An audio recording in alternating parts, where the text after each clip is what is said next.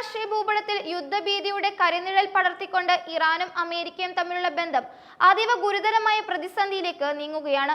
ആണവ കരാറുമായി ബന്ധപ്പെട്ട അനിശ്ചിതത്വങ്ങൾ തുടരുന്ന പശ്ചാത്തലത്തിൽ ഇറാനുമേൽ പരിമിതമായ തോതിൽ സൈനിക ആക്രമണം നടത്തുന്നത് ആലോചനയിലാണെന്നാണ് US പ്രസിഡന്റ് ഡൊണാൾഡ് ട്രംപിന്റെ പ്രസ്താവന മേഖലയെ വീണ്ടും ഒരു വൻ യുദ്ധത്തിന്റെ വക്കിലെത്തിച്ചിരിക്കുന്നു. കരാറിൽ ഒപ്പിടുന്നതിനായി ഇറാന് പരമാവധി 15 ദിവസത്തെ സമയം മാത്രമാണ് ട്രംപ് അനുവദിച്ചിരിക്കുന്നത്.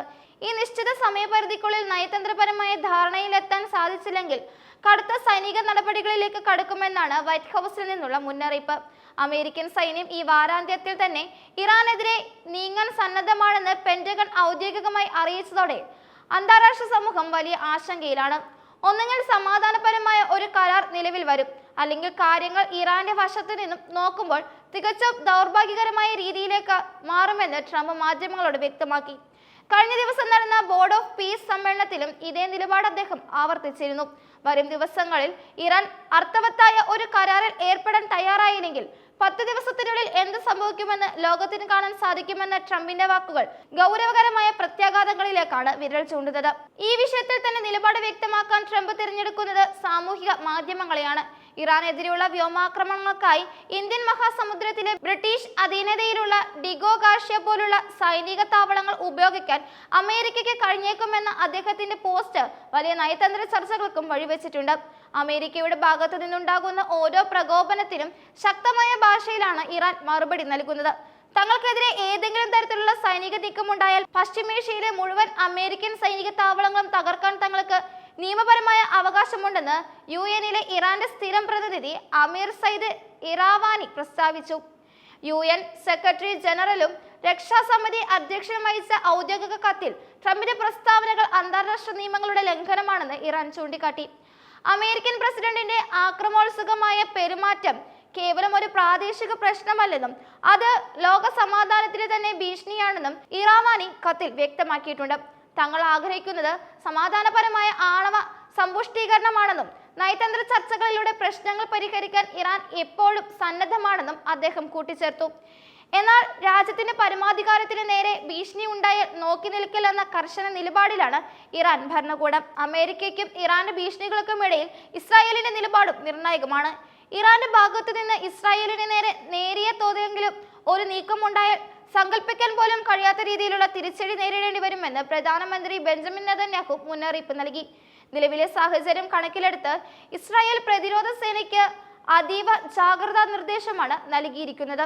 മുൻകാലങ്ങളിലെ സംഘർഷങ്ങളുടെ ചരിത്രം പരിശോധിക്കുമ്പോൾ ഇറാന്റെ നീക്കങ്ങളെ ഇസ്രായേൽ എത്രത്തോളം ഗൗരവത്തോടെയാണ് കാണുന്നതെന്ന് വ്യക്തമാകും.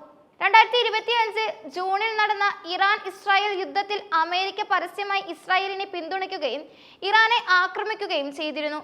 ഇതിന് മറുപടിയായി ഖത്തറിലെ US-ന്റെ തന്ത്രപ്രധാനമായ അൽ ഉദൈദ് വ്യോമത്താവളത്തിന് നേരെ ഇറാൻ മിസൈൽ ആക്രമണം നടത്തിയതും മേഖലയിലെ സംഘർഷത്തിന്റെ വ്യാപ്തി വർദ്ധിപ്പിച്ചു.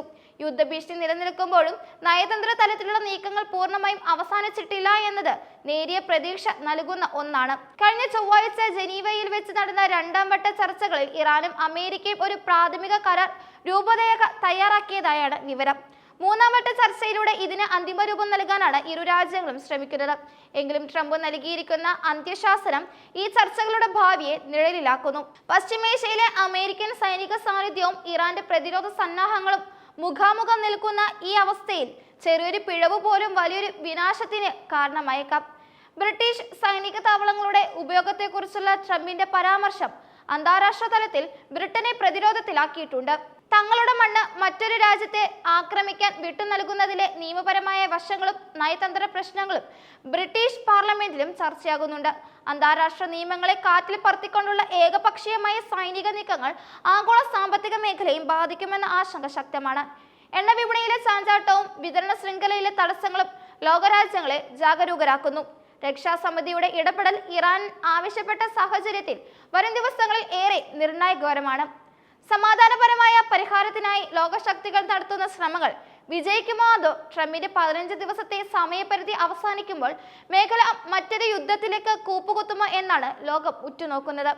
അമേരിക്കയുടെ സൈനിക മേധാവിത്വവും ഇറാന്റെ പ്രതിരോധ വീര്യവും തമ്മിലുള്ള ഈ ബലപരീക്ഷണം ലോകക്രമത്തിൽ വലിയ മാറ്റങ്ങൾ വരുത്താൻ സാധ്യതയുണ്ടെന്ന് ഉറപ്പാണ്. സമാധാനത്തിന്റെ വാതിലുകൾ ഇനിയും അടഞ്ഞിട്ടില്ലെങ്കിലും യുദ്ധകാഹളം പശ്ചിമേഷ്യയുടെ ആകാശത്ത് മുഴുങ്ങിക്കൊണ്ടിരിക്കുന്നു. നയതന്ത്രജ്ഞതയും വിവേകവും കൈമുതലാക്കി ഈ പ്രതിസന്ധിയെ മറികടക്കാൻ കഴിഞ്ഞില്ലെങ്കിൽ അതിന്റെ പ്രത്യാഘാതങ്ങൾ വരും തലമുറകൾ പോലും അനുഭവിക്കേണ്ടി വരും എന്ന കാര്യത്തിൽ സംശയമില്ല.